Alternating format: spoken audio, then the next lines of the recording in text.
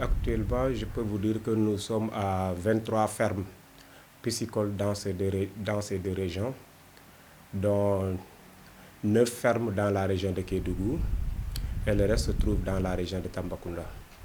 Il y a la ferme du Prodac qui se trouve à Itato. Il y a aussi des fermes qui se trouvent dans le département de Saraya, comme il y a des fermes qui se trouvent principalement, la majorité des fermes se trouvent principalement dans le département de Kédougou. Maintenant, pour ce qui est de Tamba, on a un total de 15 fermes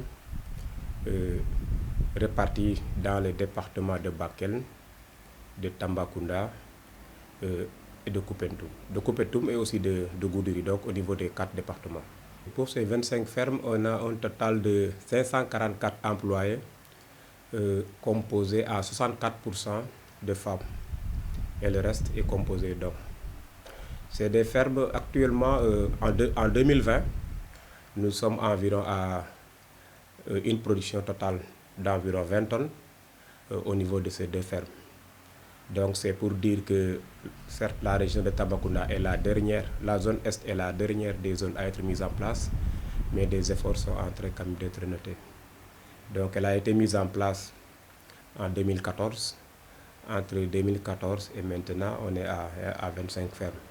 Et 20 tonnes récoltées en 2020 et en 2019, on était environ à 15 tonnes. Ces fermes contribuent quand même à l'approvisionnement du marché local. Pour preuve, je vous donne l'exemple de Goulumbo qui se trouve à une trentaine de kilomètres d'ici. Donc cette ferme a été mise en place sur le financement de l'État du Sénégal. Et je vous avoue qu'il y a une récolte de 4,5 tonnes qui est attendue. Et au moment où je vous parle, plus d'1 tonne a été récoltée. Et c'est des poissons qui sont vendus bord champ, c'est-à-dire sur le site. Mais une autre partie quand même est vendue ici à Tambacounda au niveau du marché. Donc on peut dire que plus de 80% des fermes a été financées, soit par l'État, soit par les bailleurs. Donc une petite quantité a été financée sur fonds propres. Mais l'État est en train quand même d'appuyer, et l'État continue d'appuyer ces gens quand même pour massifier ces fermes. Effectivement, il y a des succès. Et à Goulombo, je vous ai donné l'exemple parce qu'il est beaucoup plus proche. Mais par exemple, vous allez aussi à Diawara dans le département de Bakel. L'année dernière, une quantité de 6 tonnes de poissons, surtout de poissons, chats et de tilapia, a été récoltée au niveau d'une seule ferme, la ferme de Diawara. Donc c'est Goulombo actuellement qui fait la récolte. Et on s'est rendu compte que ça aide à approvisionner quand même le marché local, vu que nous sommes à Tambacounda, là où le poisson est quand même une denrée rare. Du point de vue de l'accessibilité des populations, il n'y a pas de problème.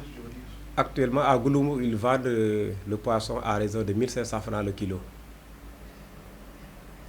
Accessibilité, je pense que le prix est quand même abordable. Parce que dites-vous que c'est du poisson neuf, on vous vend du poisson vivant. Donc la qualité quand même, on n'a pas un problème de conservation, ou une rupture de la chaîne du froid. Donc quand même, on se dit que ça vaut le coup. Du point de vue des difficultés que vous en avez rencontrées dans l'implantation ou dans la vente? Ok. Dans la vente, principalement pas de problème majeur. Dans l'implantation, pour l'instant, les contraintes auxquelles nous sommes confrontés, c'est qu'il n'y avait pas une association, quand même une association dûment reconnue par l'État, constituée par ses acteurs. Mais l'Agence nationale de l'aquaculture est en train d'organiser tous ces acteurs au niveau de chaque région. On est en train de mettre en place une association régionale des acteurs de l'aquaculture.